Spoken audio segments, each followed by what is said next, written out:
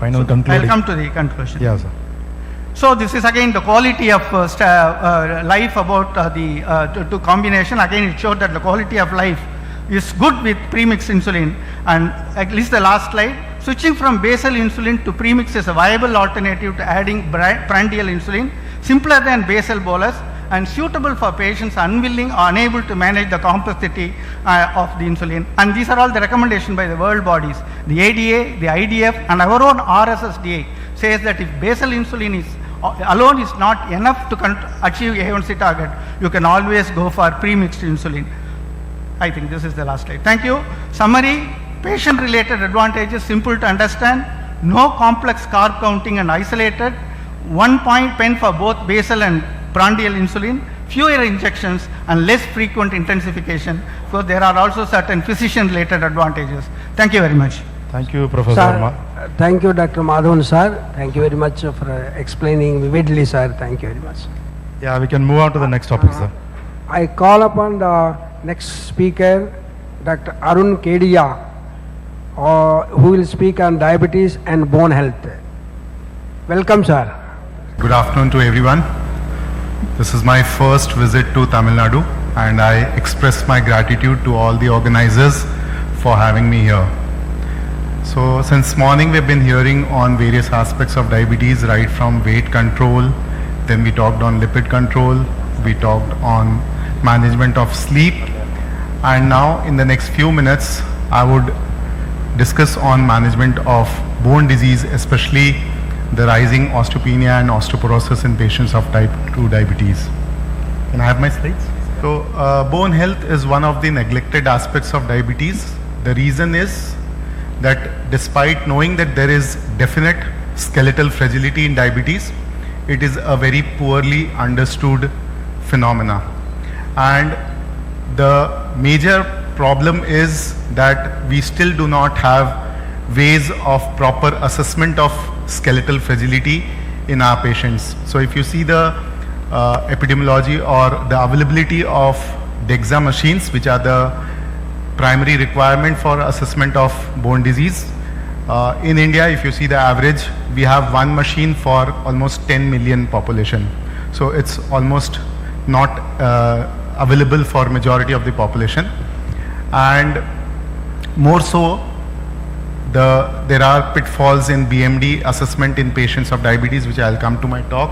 So there are differences in type 1 and type 2 diabetes also, because type 1 has a very early disease onset, while type 2 we all know has a slightly later onset.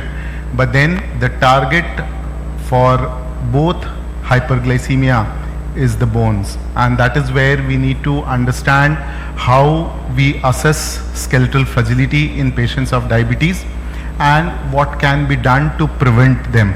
At the same time, we also need to understand the various factors other than hyperglycemia which affect the skeletal fragility in patients of type 2 diabetes. So I've already given an introduction, and I said it is increasingly recognized but poorly understood. So the outline of my presentation would be, I discuss on the prevalence and outcomes of skeletal fragility. We'll see how is it different from non-diabetics, whether the skeletal fragility is specific for type 1 or type 2, and if yes, then why. We'll also discuss on the effects of anti-diabetic medications on skeletal health, then how to assess and how to manage.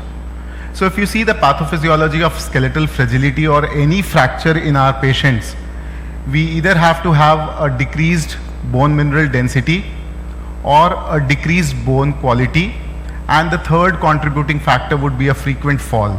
So if you have any of these factors, probably you could have a patient of diabetes who lands up in fracture. And the fracture risk in diabetes, we have different epidemiological studies which have shown that compared to non-diabetics, that is 32% increased risk of any fracture, and this risk is highest in type 1 versus type 2. In type 2, we have again higher risk for all sites in men compared to women, and we have very few data from Indian studies which shows that almost 30 to 40% of patients of type 2 diabetes have osteoporosis in their life. This is probably one of the longest data where we could compare the fracture risk between various population. It was a population-based data of more than 65 lakh patients with a mean follow-up of 7 years. And what they found that the risk fracture at all sites for diabetes versus non-diabetes, it is 1.32. And this high risk of fracture at all sites in type 1 versus type 2 with highest for hip. Now when we say highest for hip, you have to take this with a pinch of salt because many a times the vertebral fractures go unnoticed compared to the hip fractures, and that is why there is more reporting of hip fractures. So it's not like that hip fractures are more common. Interestingly, in type 2 diabetes patient, it has also been found that long-term type 2 diabetes increases the risk of fracture, but for a newly type 2 diagnosed patient, there is a decrease in the fracture risk, probably because of obesity. So there is an opposing effect of overweight or obesity versus long-term diabetes complications which contribute to the bimodal presentation of fracture risk in patients of type 2 diabetes. So if you see the evaluation of risk factors for fractures in diabetes, it is type 1, they are continuously at risk for fractures. Then type 2 diabetes patients more than 5 years, poor glycemic control, presence of microvascular complications, and if you have a patient on certain drugs like insulin, sulfonylureas and thiazolidinediones, they are at a higher fracture risk. And what are the outcomes of these fractures? You can have increased mortality. We have seen a large number of patients, once they develop a hip fracture, they never get up and they land up with complications. At the same time, we have a poor prognosis after a fracture in diabetes because of delayed wound healing, more frequent infections, longer hospital stays, higher post-operative cardiovascular events, and greater rates of readmissions. And that is why we are concerned about preventing fractures in our patients. So coming back to understanding the bone strength now, bone strength has two components. One is the mineral content of the bone and the other is a bone quality. So we talk in terms of quantity as well as quality. When we talk about quantity, we measure it with the bone mineral density, and that is what a DEXA machine gives.